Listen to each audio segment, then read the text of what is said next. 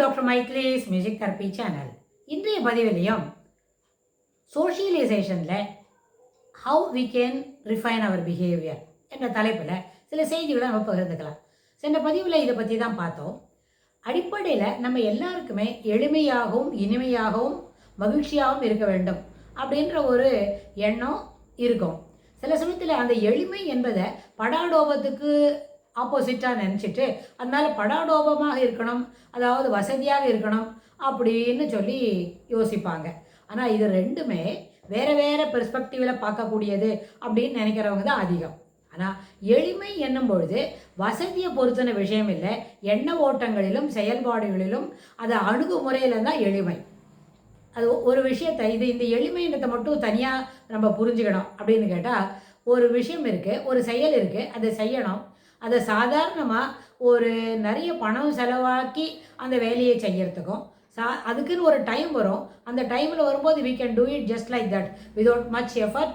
அப்புறம் அதே சமயத்தில் நிறைய மானிட்டரி, அதாவது ஃபண்ட்ஸ் கூட செலவாக்காமல் இனிமையாக நம்ம அதை இனிமையாக அது இல்லாமல் ஈஸியாக சுலபமாக செய்து முடிச்சுட முடியும். அப்படின்னா அதுக்கு என்ன பேருன்னு கேட்டால், அந்த டைம் வர வரைக்கும், அந்த ஆப்ட் டைம் வர வரைக்கும் காத்துட்ருக்கணும்.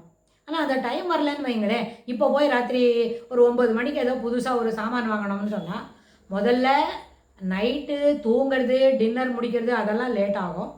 ஒரு நாளைக்கு லேட்டாக சாப்பிட்டா ஒன்றும் இல்லைன்னு சொல்லி ஹெல்த்தை ஸ்பாயில் பண்ணிக்கிற மைண்ட் செட்டுக்கும் வந்துடலாம். ஆனால் அதே நேரத்தில் வெளியில் போய் நம்ம குறிப்பிட்ட நேரத்துக்குள்ளே நம்மளுக்கு வாங்கிட்டு வர முடியலன்னா வந்து வேலையை முடிச்சுட்டு தூங்கி நாளைக்கு அடுத்தால ஆஃபீஸ் போகிறது தடைப்படும். இதை காட்டிலும் இது அப்படியே இருக்குது, இந்த ஐடியா வந்துருத்தா, you market in paper keep it in the table.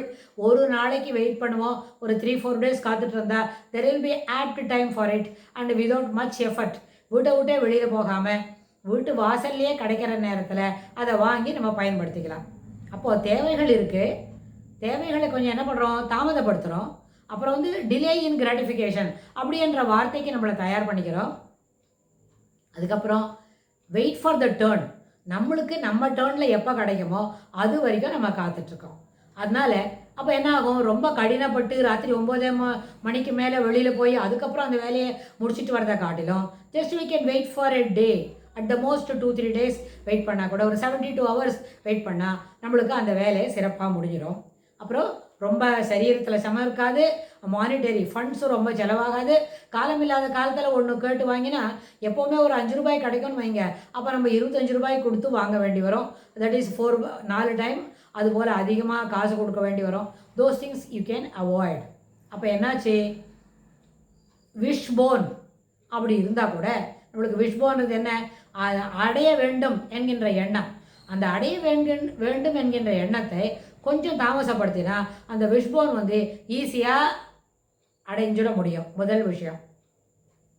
இதில் இன்னொரு கராலரி என்னன்னு சொன்னால், எப்போவுமே எளிமையாக ஈஸியாக ரொம்ப சரீர சிரமப்படாமல் ஒரு வேலையை செய்யணும்னு கேட்டால் அது முடிவில் ஒரு நெருக்கடியான ஒரு நிலைமையில தான் நம்மளை கொண்டு விடும்.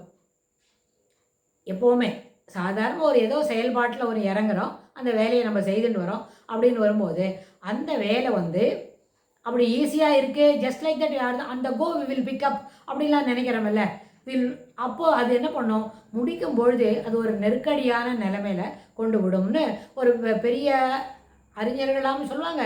நம்மளோட நிதர்சனமான வாழ்க்கையில் அதை நம்ம கண்கூட பார்க்க முடியும். ஆனால் இதுவே கொஞ்சம் பொறுமையாக இருந்து கஷ்டமானது தான், ஹார்ட் ஒர்க் தான். ஆனால் அது என்ன பண்ணோம், it is a circuitous route only.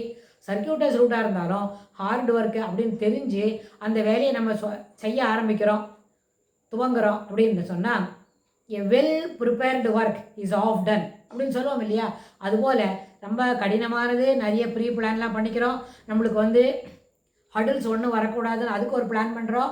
அப்புறம் எங்கேயான ஹிண்ட்ரன்ஸ் வந்தால் ஹவு டு க்ராஸ் இட் அதுக்கெல்லாம் பிளான் பண்ணிவிட்டு அந்த வேலையை நம்ம செய்ய துவங்கும் போது even though it is bit harder, வேலையை செய்யறதுக்கு கடினமாக இருந்தாலும் அது முடிக்கும் பொழுது எதிர்பாராத விதத்தில் ரொம்ப எளிமையாகவும் நேர்த்தியாகவும் சிறப்பாகவும் it may likely to bring more laurels to the என்ன ஆரம்பிக்கிறவங்களுக்கு ஒரு பெரிய லாரல்ஸ்லாம் கூட கொண்டு விடும்.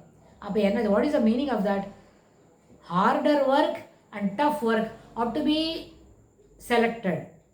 எதுக்கு எதோட ஆப்போசிட்டில், easy to complete the work. Just like that ஒரு விஷயத்தை நம்ம ஆரம்பித்து செய்யறதுக்கோ பிளான் பண்ணி ஹார்டர் ஒர்க்கு சர்க்கியூட்டர்ஸ் ரூட்டு அதுபோல் இருக்கிற வேலையை துவங்கினா end result is more appreciable, it may bring more laurels அப்படின்ற அந்த கான்செப்டில் புரிஞ்சுக்கலாம். அது இதெல்லாம் எப்படி அனுபவத்தில் தான் வருமே தவிர ஜஸ்ட் லைக் தட் நம்ம சொல்ல முடியாது.